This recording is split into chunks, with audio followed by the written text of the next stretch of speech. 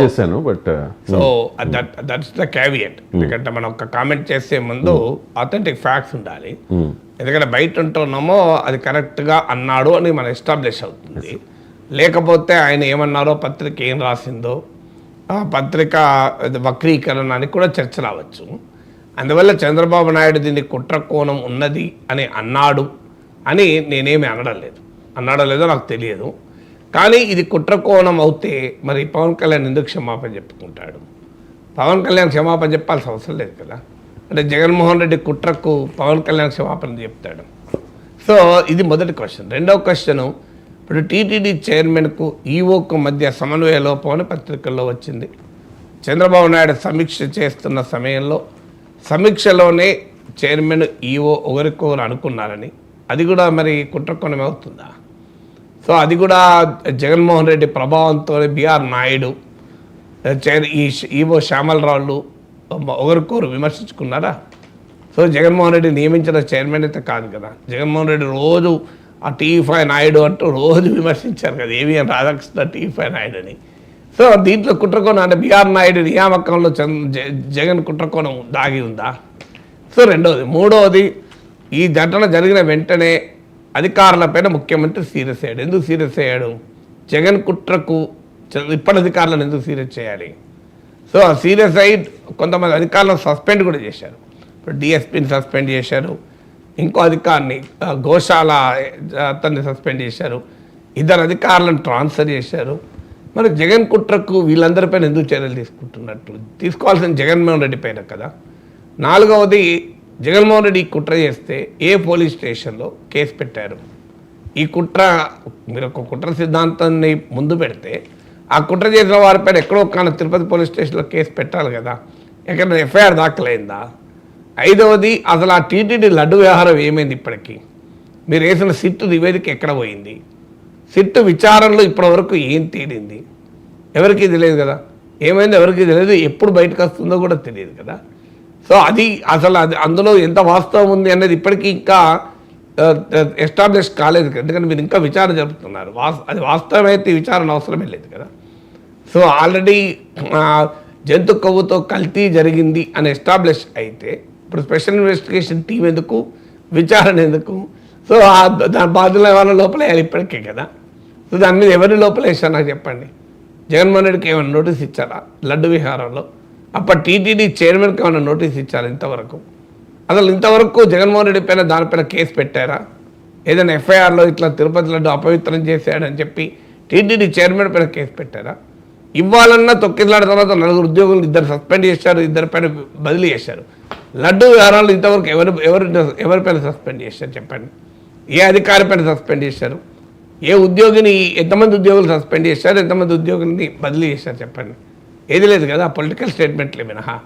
Supreme court అనేది నేను చెప్పడం కాదు, మీరు ఏది ఎస్టాబ్లిష్ కాకుండా ముఖ్యమంత్రి స్థాయిలో ఒక దేవదేవుని ప్రసాదం గురించి మాట్లాడడం, కోట్లాది ప్రజల విశ్వాసాలు ఇమిడి ఉన్న అంశంపైన మాట్లాడేమేందని భారత సుప్రీంకోర్టు ప్రశ్నించింది, నేను కాదు ప్రశ్నించింది.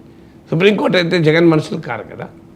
సో అందువల్ల ఇప్పుడు ఇప్పుడు కూడా మరి జగన్ టోకన్ల పద్ధతి వల్లనే జరిగి ఉంటే అధికారంలో ఉన్న మీరు ఎందుకు ఆ టోకన్ల పద్ధతి కంటిన్యూ చేశారు? అలాగే ఇవాళ చంద్రబాబు నాయుడు పవన్ కళ్యాణ్ ఒకరు అన్నట్లు కూడా పేపర్లో చదివాను. ఆ పవన్ కళ్యాణ్ అన్నట్లు 4 లక్షల మంది వచ్చినప్పుడు జరిగింది, ఇప్పుడు ఎందుకు జరిగింది? మరి పవన్ కళ్యాణ్ అన్నట్టు చదివాను. మరి ఎట్లా 4 లక్షల మంది వచ్చినప్పుడు ఎప్పుడు వచ్చారు 4 లక్షలు? మరి అది తెలియదు. మరి జగన్ హయాంలో చంద్రబాబు నాయుడు హయాంలో మరి 4 లక్షల మంది వచ్చినప్పుడు జరిగింది, ఇప్పుడు ఎందుకు జరిగింది అని పవన్ కళ్యాణ్ అంటున్న దానికి పవన్ కళ్యాణ్ జగన్ పేటీఎం బ్యాచ్ అయితే కాదు కదా.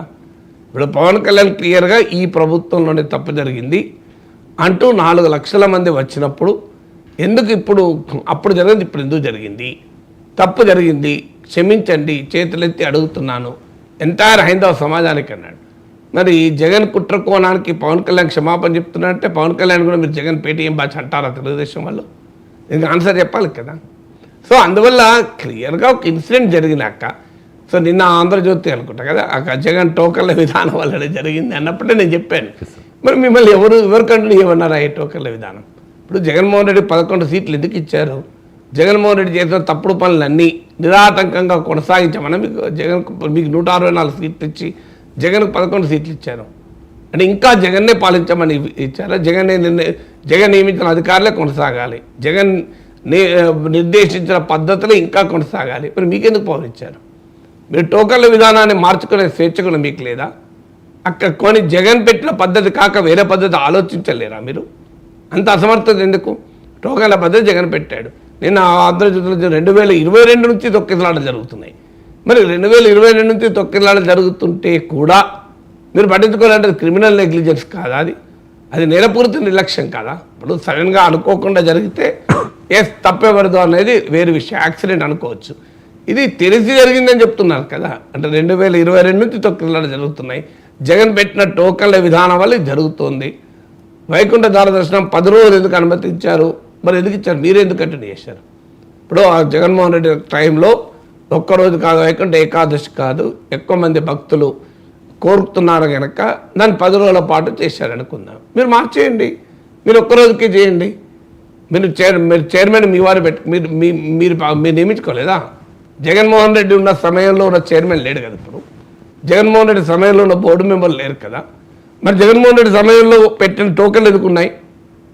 జగన్మోహన్ రెడ్డి సమయంలో పెట్టిన 10 రోజుల దర్శనం ఎందుకున్నది? దాని ఎందుకు మార్చలేదు? మీరు చైర్మన్ మార్చుకున్నారు, బోర్డు మెంబర్లు మార్చుకున్నారు, రాజకీయ పదవుల విషయంలో మాత్రం వెంటనే వాళ్ళ వీళ్ళని పెట్టుకున్నారు కదా.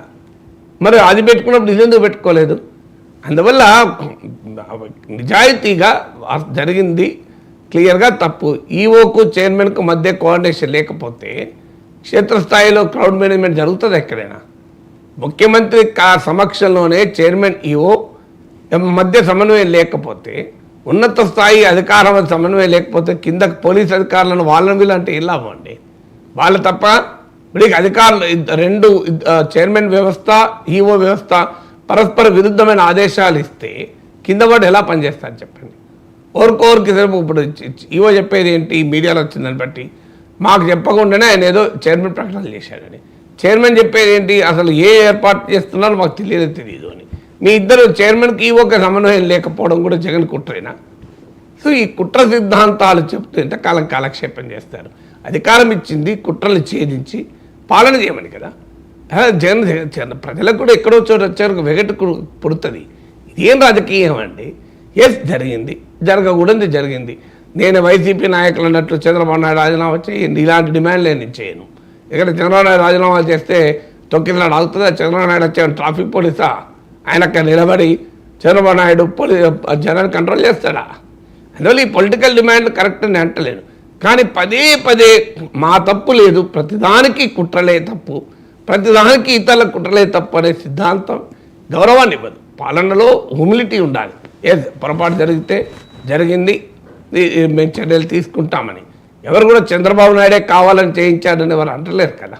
చంద్రబాబు నాయుడు అసమర్థతని కూడా ఎవరు అంటలేరు కదా. అక్కడ క్షేత్రస్థాయిలో క్రౌడ్ మేనేజ్మెంట్ చూసుకునే వారి అసమర్థత, ఓవరాల్గా అడ్మినిస్ట్రేషన్ చూసేవాళ్ళు అసమర్థత, అంతే తప్ప దానికి చంద్రబాబు నాయుడు అనితనో పవన్ కళ్యాణ్ మనం బాధ్యులు చేయలేం కదా. వాళ్ళ పని కాదు కదా. వాళ్ళు ప్రతి ఒక్కటి చంద్రబాబు నాయుడు చూస్తాడా? బట్ ఓవరాల్గా పొలిటికల్ రెస్పాన్సిబిలిటీ తీసుకుంటారు. పవన్ కళ్యాణ్ ఎందుకు క్షమాపణ చెప్పి? పవన్ కళ్యాణ్ హోంమంత్ర, పవన్ కళ్యాణ్ ముఖ్యమంత్రి, పవన్ కళ్యాణ్ దేవాదాయ శాఖ మంత్రి, పవన్ కళ్యాణ్ ఏంటి?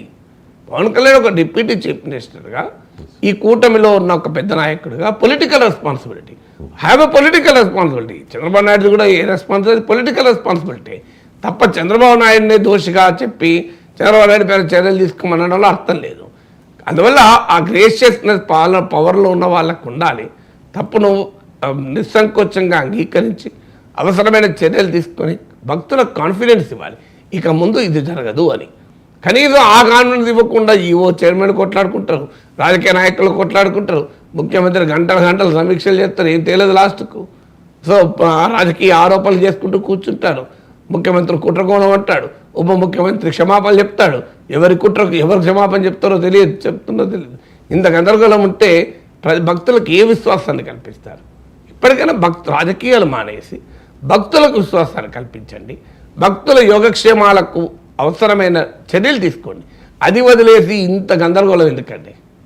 Right sir. ఈరోజు వైకుంఠ ఏకాదశి సార్, చాలా పరమ పవిత్రమైన దినం.